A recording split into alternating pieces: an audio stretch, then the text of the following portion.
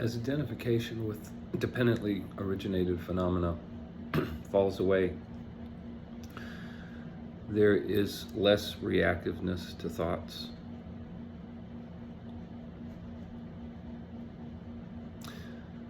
And in that absence of reaction comes a clarity and spaciousness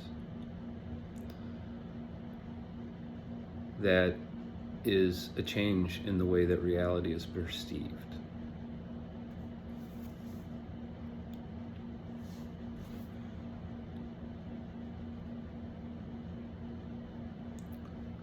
It's realized that the lens of conditioning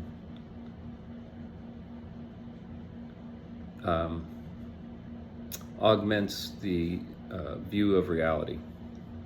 This layer of conditioning through which reality is perceived changes the way that it's perceived.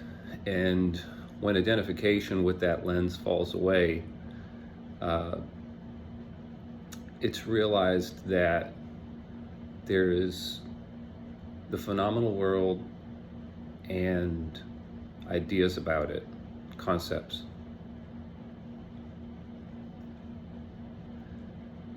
And those are the only two things, really. So, subtle and gross dependently originated phenomena and ideas about them, which are just concepts.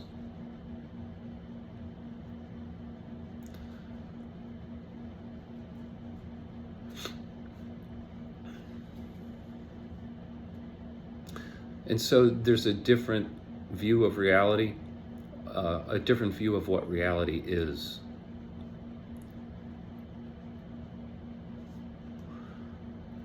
So,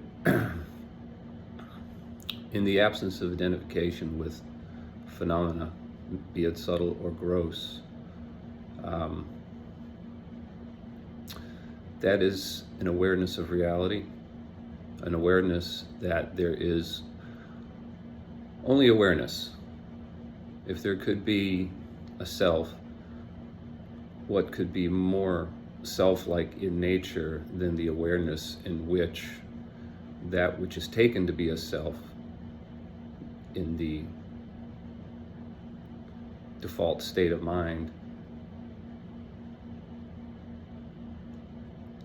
an awareness that that phenomena can't be what perceives it.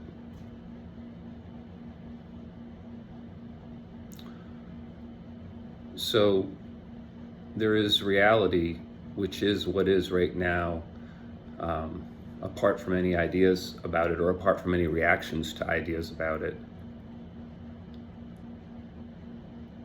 And then there's ideas about how it was, how it should be, how it could have been, even ideas about how it is, but there's ideas.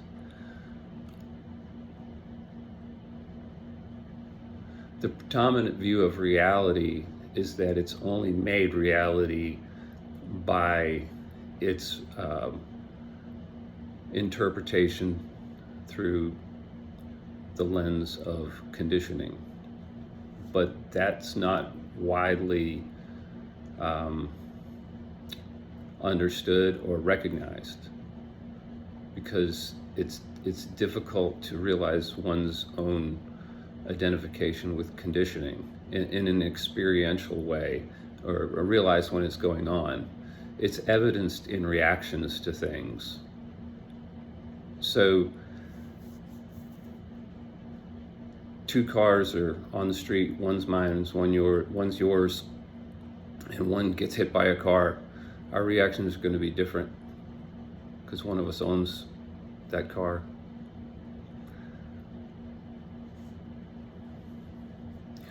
So the identification with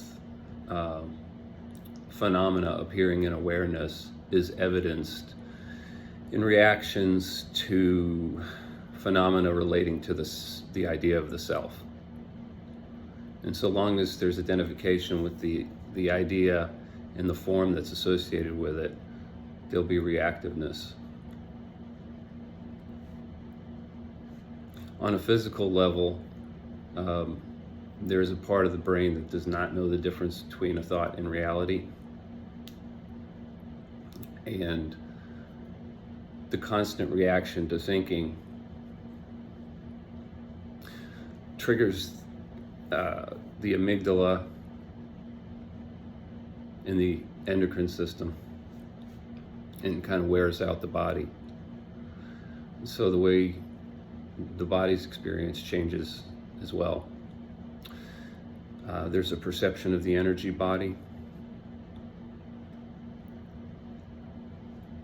Attention is a zero-sum game, and so attention given wholly over to the truth of the moment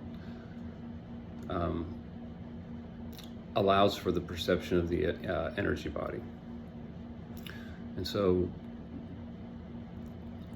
the energy body is perceived, the shape of it is perceived, the distribution of it is perceived, and the frequency of it is perceived. And the perception of it allows for the perception of feedback to phenomena and reactions, which creates a mindfulness. The perceived reactions of the energy body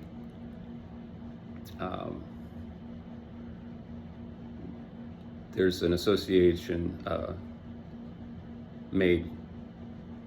It's understood, what is triggering what and why. So the energy body provides feedback on one's reaction to phenomena, allowing them to be mindful of those times when unconscious identification with phenomena creates a reaction.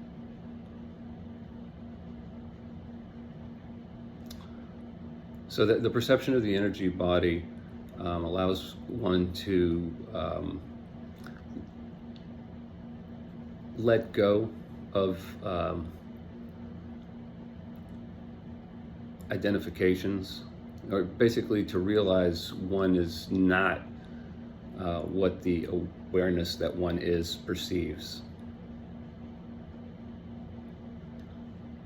One is not that which is appearing in the awareness that one is, that we are.